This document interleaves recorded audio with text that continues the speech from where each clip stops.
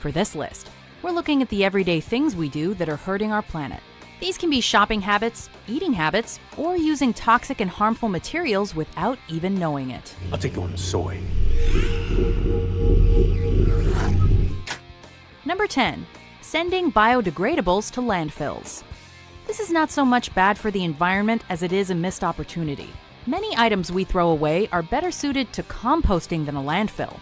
This includes fruit and vegetable peels, eggshells, coffee grounds, some tea bags, and even used napkins and paper towels. And it turns out that composting at home is much easier than most people think. A composting bin can be as simple as a container with a lid under your sink.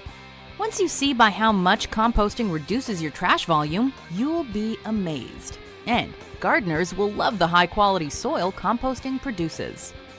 Number 9. Eating soy. Though it may not have as massive an impact as meat, growing and consuming soy can also be environmentally unfriendly.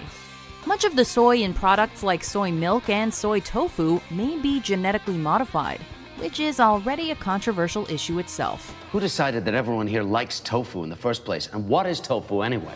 And it's often imported from places that may have lax environmental regulations, meaning the pesticides and herbicides used are probably unregulated. Fair trade blend with soy milk? These pesticides can be very harmful to the environment and to human health. Dad, is that true? Additionally, as with most cash crops, massive areas are often deforested to grow soybeans.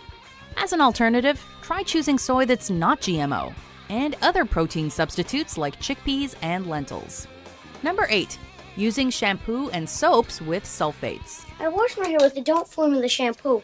An inexpensive and effective foaming agent, sodium lauryl sulfate or SLES is found in many cosmetic and hygiene products. These sulfates feel good on your skin and can make you feel extra clean. However, what feels good on your face doesn't necessarily feel good to Mother Nature. Sulfates are non-biodegradable and thus can build up and stay in the environment for long periods of time.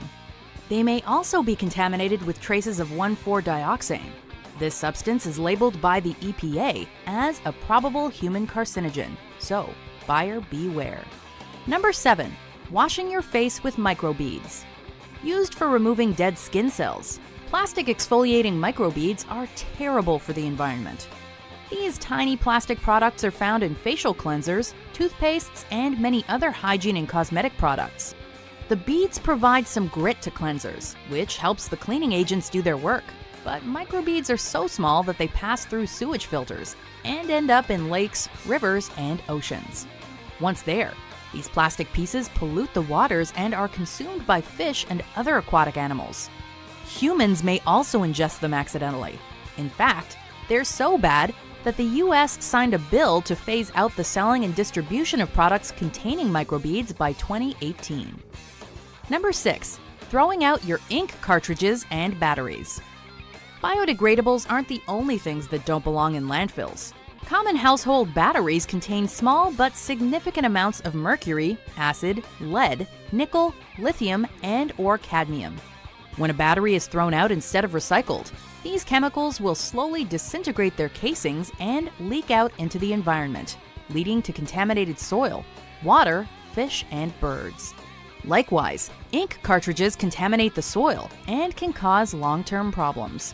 Not to mention the fact that making just one little ink cartridge uses 2.5 ounces of oil. Fortunately, many places are making it easy to recycle batteries and ink cartridges. Number 5. Overlooking plastic packaging. The materials we use to package our food have a huge impact on the environment. Think about what you ate today. Most of it was likely packaged in plastic. Water is bottled in plastic, meat is wrapped in plastic, candy comes in plastic, and we use plastic to bag our vegetables. What's worse is the fact that this isn't limited to food, but also includes many other goods we buy every day. A large portion of these wrappings and packages end up in landfills and out in the environment. Using recyclable bags for produce and to carry goods home is one way to start helping. Number 4. Eating conventionally farmed meat. I feel like I'm holding raw meat. As many already know, the meat industry is tough on the ecosystem. Over 50% of the world's human-caused greenhouse gas emissions can be attributed to animals like sheep, buffalo, camels, pigs, poultry, and cattle being raised for food. And vast areas of forest are cleared to both allow for grazing and to grow crops to feed these animals. Overgrazing of cattle has led to major soil depletion and climate pollution. Until we can start growing our hot dogs in labs, if we want to have less of an impact on the environment, our best option is to simply eat less meat. Number 3, moisturizing with palm oil. According to the estimates of some sources, palm oil is actually in nearly half the things we buy, like many health and beauty products. Although the typical amount of oil yielded from palm sources is impressive, it can't keep up with the massive growth in demand. This, in turn, has led to unsustainable production practices. Large areas are deforested in order to build palm oil plantations, and smoke from these deforestations causes serious health and environmental issues throughout Southeast Asia. It may be difficult to avoid this product, but we can look for brands labeled sustainable. Number 2, boiling the kettle.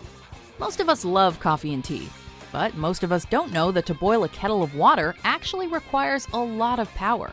Some say enough power to light a whole house. So when we aren't paying attention to when our water comes to a boil, or if we don't measure the exact amount we need, we're wasting a surprising amount of energy. Depending on where you live, this energy can be coming from things like coal or natural gas. Luckily, there are energy-efficient kettles, and kettles that measure how much water is needed for a cup of tea or coffee. Before we unveil our number 1 pick, here are some honorable mentions.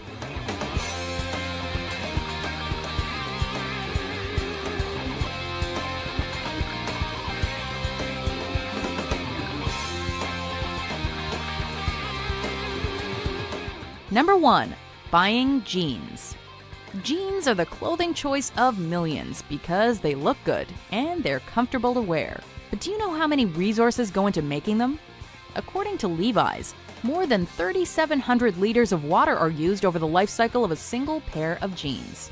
Some people estimate even more, with more than 6,000 liters just for the cotton in one pair. And most Americans own up to 7 pairs of jeans. If they didn't last so long, we'd be putting an even greater strain on our already water-starved environment. So let your jeans wear out a bit, because buying a new pair can be very bad for the planet.